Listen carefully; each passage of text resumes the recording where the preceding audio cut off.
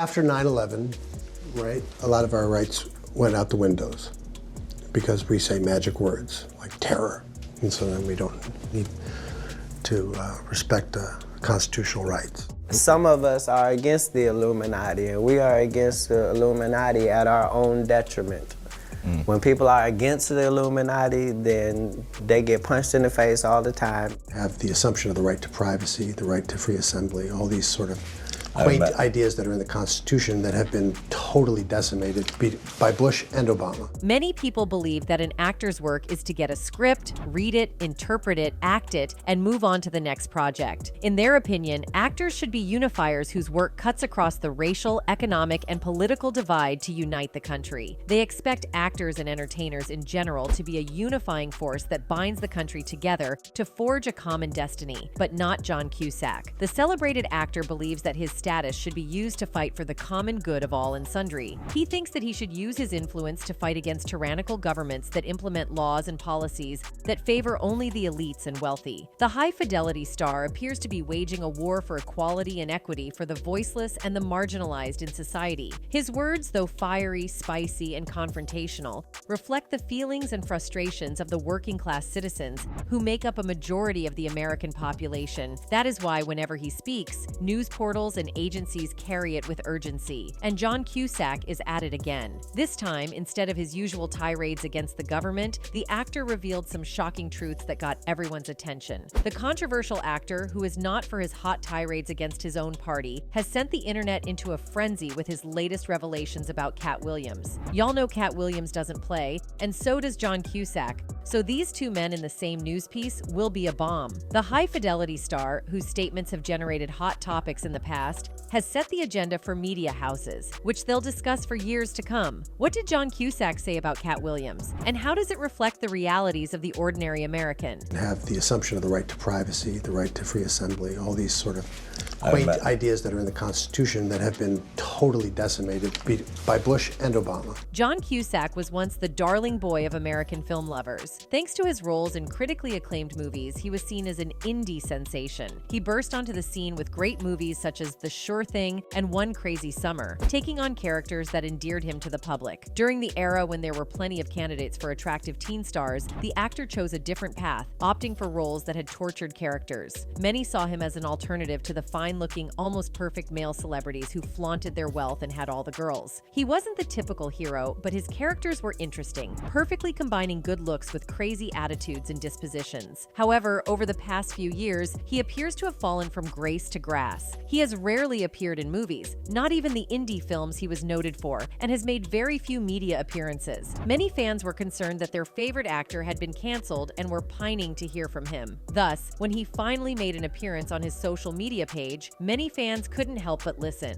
During a Q&A, the actor addressed the reason he's been receiving fewer movie roles and interviews, and it all had to do with his political stance and critical attitude. Just like Katt Williams, John Cusack appears to think that the country is controlled by elites who only look out for their parochial interests and care less about the poor and marginalized in the country. Y'all remember Katt has been fighting the same battle almost all his life. He's granted several interviews where he's run on and on about the existence of an elite group called the Illuminati and how they've influenced everything, including politics and the entertainment industry. He has been at pains to explain that everyone who is on the side of the elite usually gets juicy contracts, endorsement deals, sold-out concerts, huge movie roles, and a massive following. Such celebrities are favored by the media and almost always appear in the news for all the right reasons. However, people like him, who are not part of the elite, are bastardized, lowballed, and eventually blackballed out from the industry. His only experience with the Illuminati has inspired many of the interviews he has granted throughout his lifetime and career. Katt is arguably one of the best stand-up comedians of his era, along with Dave Chappelle and Chris Rock. I mean, his wordplay, delivery, quips, and punchlines are impeccable, always leaving his audience in stitches. One thing that makes him stand out is his ability to speak the truth in a comic way without fearing the repercussions of his speech. The 52-year-old comedian has been at war with the elite, who he believes controls all the happenings in the entertainment industry,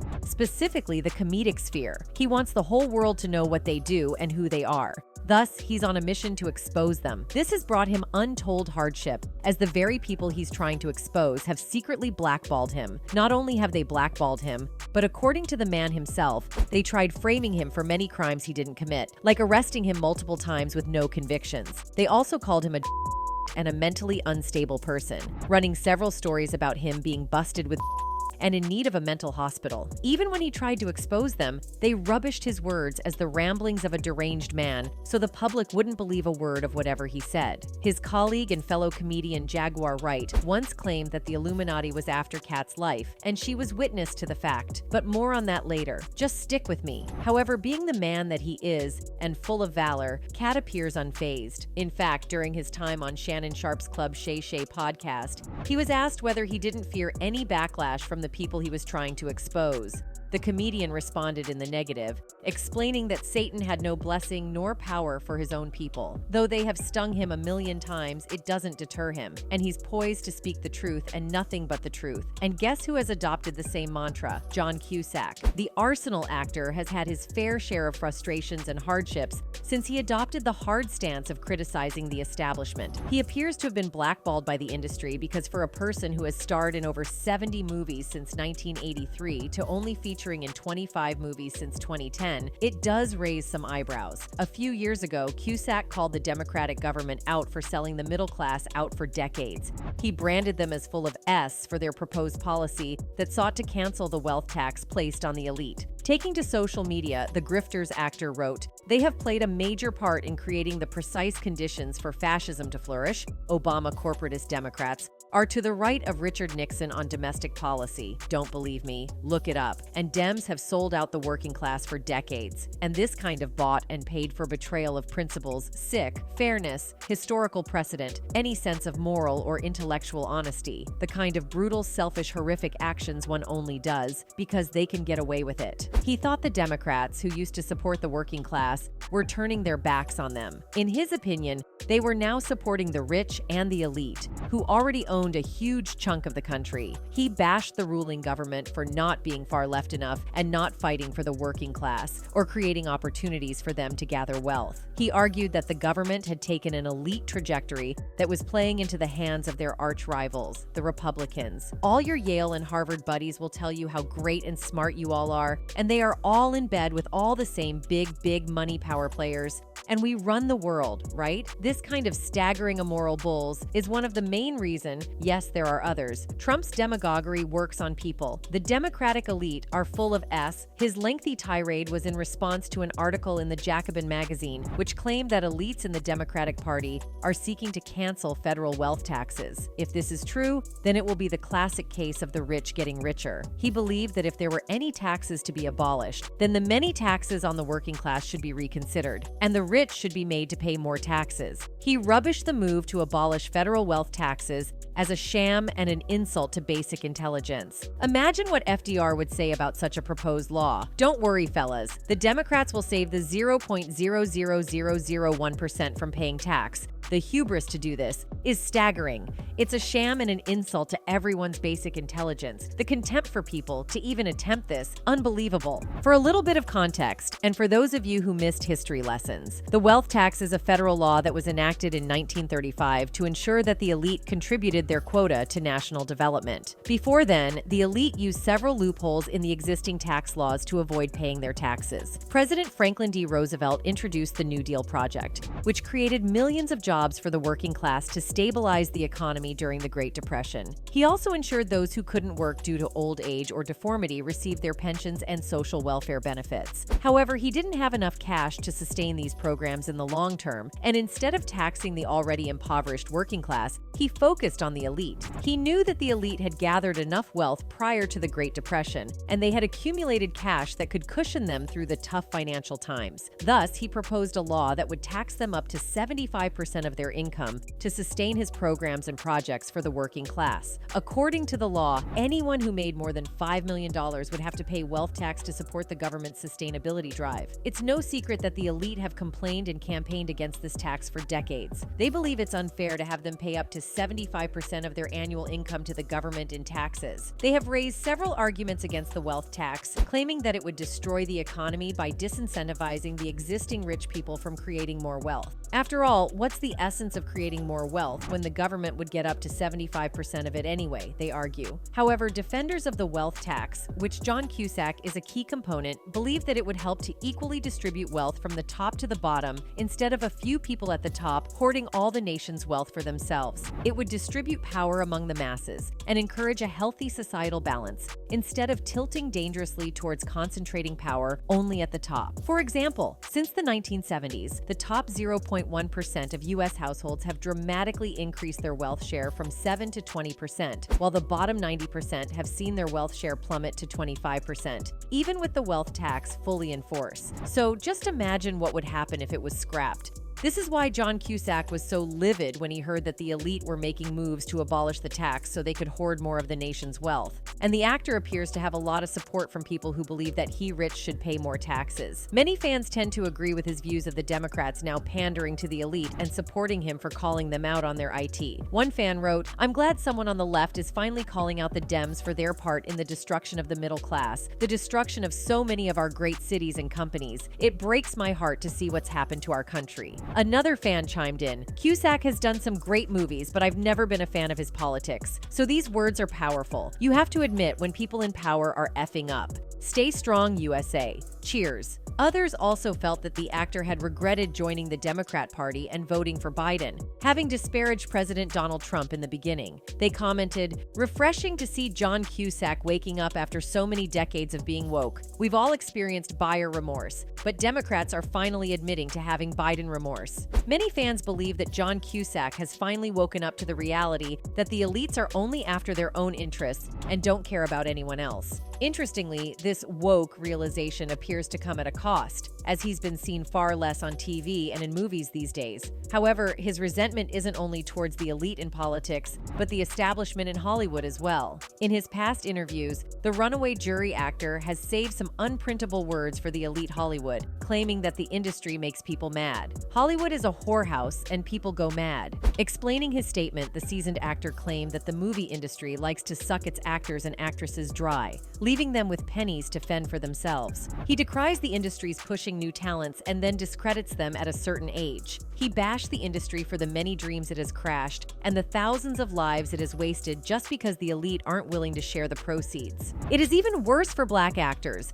as they have to achieve almost twice or thrice the milestones that their white colleagues have achieved to get recognized and probably receive the same remuneration. To make matters worse, the elite love to humiliate the leading male actors in Hollywood by making them wear dresses. Usually, and from what I've heard, the male actors are reluctant and even swore on their lives never to put on a dress. But when money is flashed under their very noses, all their oaths and promises fly out the window. A case in point is Kevin Hart, who some years ago said he would never wear a dress, but was seen in a dress in an SNL sketch a few years down the line. Nobody knows what changed with the comedian, and he himself has been at pains to explain the dramatic shift in positions. John Cusack's alleged words co-signed Katt's words, who also claimed that he was offered the opportunity to wear a dress, but he turned it down. He explained that before Martin Lawrence went on a hiatus, he contacted him and proposed that the next project after he returned would include wearing a dress. Katt Williams claimed he turned that offer down and instead proposed another actor as his replacement, Brandon T. Jackson.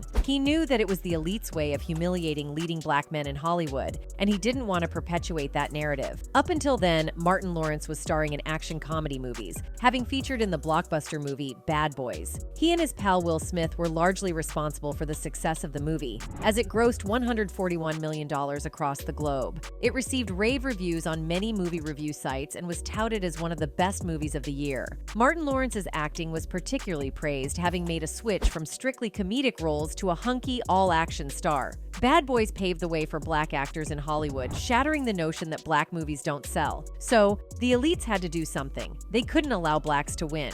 So, they came after one of the leading men, and they won him over. They knew that he wouldn't resist the lure of money, so they tempted him with it, and he fell for it. But good old Katt Williams resisted the temptation. Interestingly, Big Mama, the movie in which Martin Lawrence wore a dress, received negative reviews but still managed to be a commercial success. It grossed over $174 million worldwide, spawning its franchise, just like Bad Boys. However, it came with its negative implications. According to word on the street, Martin Lawrence got the money and the fame, but at the expense of his reputation in the black community. Many thought that he had sold his soul to the Illuminati by wearing a dress and recruiting Brandon T. Jackson to follow in his steps. Though it wasn't apparent, many blacks expressed their disappointment in Lawrence and Jackson for betraying black pride and bending to the dictates of the elites. Now, Lawrence was humiliated, leaving the blacks to look to other people for inspiration. The elites had allegedly achieved their dream of humiliating the black man.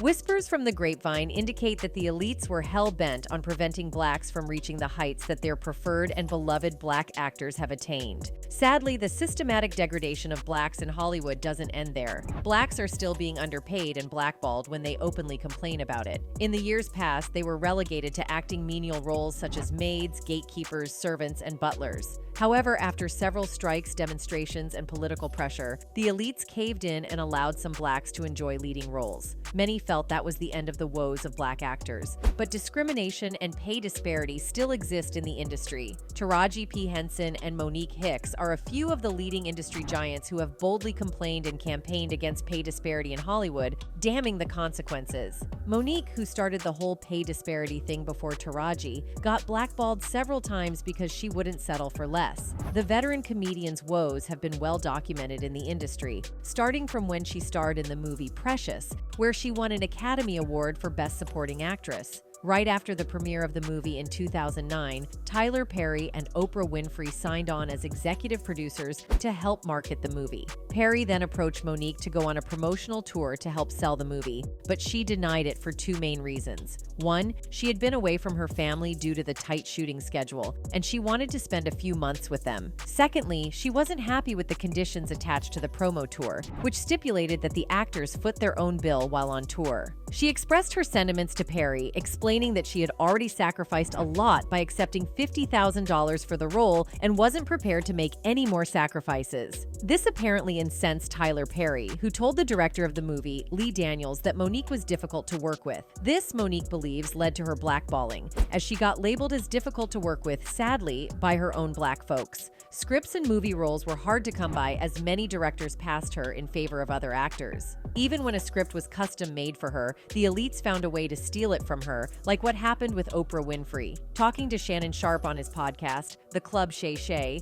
Monique narrated how Winfrey called a director to take a role that was made with her in mind. Lee Daniels came out and said, "I did offer Monique the butler, but as he said to me, he said, 'Mo, at the time I didn't have no power and I didn't have no money,'" Monique said. So when Oprah said she wanted it, who played the lead role in The Butler? Oprah Winfrey. She claimed that the same thing happened with a Richard Pryor biopic, where Oprah stole another role meant for her. The Precious actor revealed how Winfrey had stepped on her toes so many times in the past and demanded an apology from the veteran talk show host. "You've been unfair, you've been unjust, and you watched the black woman be thrown under the bus and you said nothing," she said of Winfrey. "This woman has overstepped with me in so many ways. I'm not hurt personally, I'm hurt for our community," she told the former NFL tight end. She then went on about how Winfrey had used her family to sell her show in the past and betrayed her in the end. She felt that Winfrey and Tyler Perry had gotten to the echelon of the industry and could make decisions that would improve the fortunes of black actors in Hollywood, but were doing nothing. Instead, they appear to be in bed with the elites, who are bent on destroying the black legacy in the TV and movie industry.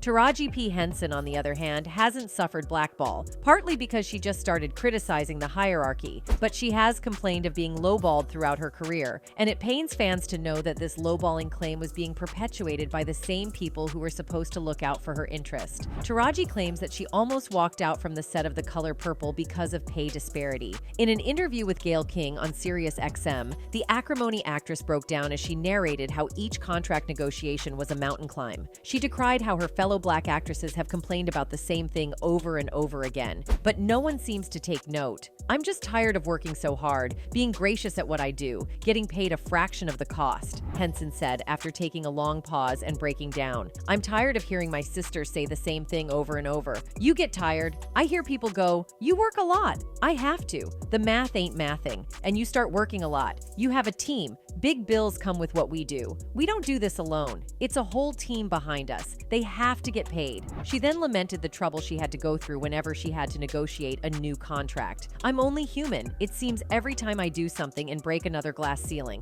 When it's time to renegotiate, I'm at the bottom again like I never did what I just did. And I'm tired. I'm tired. It wears on you. What does that mean? What is that telling me? If I can't fight for them coming up behind me, then what the F am I doing? Her colleague, actress Gabrielle Union, shared a clip of her interview on her social media pages with the caption, "Not a damn lie told. Not a damn lie. We go to bat for the next generation, and hell, even our own generation and above. We don't hesitate to be the change that we all need to see. And it takes a toll on your mind, health, soul, and career if we're keeping it 100. Sadly, a huge chunk of the proceeds that come from making movies and TV series go to the elite, which is a reflection of exactly what happens in the country. The elites tend to control everything, enjoy the largesse of the nation's resources, and only allow perks and crumbs to trickle down to the rest of society. So many fans agree with John Cusack when he calls them brutal and selfish because they appear to care about their own interests. They are happy that he's seeing the apparent evil in his own political party and in Hollywood, and he's calling them out for it. Of course, the elite appears to have fought back by blackballing, but fans are hoping that, like Katt Williams, these attempts wouldn't stop him from fighting to expose the rot that the elites are perpetrating in society. This brings us to the end of today's video. Thanks for watching.